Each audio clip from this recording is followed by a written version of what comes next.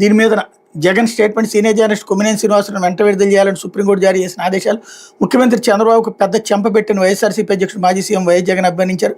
Supreme court తీర్పును స్వాగతిస్తూ X వేదికగా శుక్రవారం ఆయన పోస్ట్ చేశారు. నిరంకుశంగా అప్రజాస్వామ్యంగా అరాచకంగా వ్యవహరిస్తున్న చంద్రబాబుకు సుప్రీంకోర్టు గట్టిగా బుద్ధి చెప్పింది.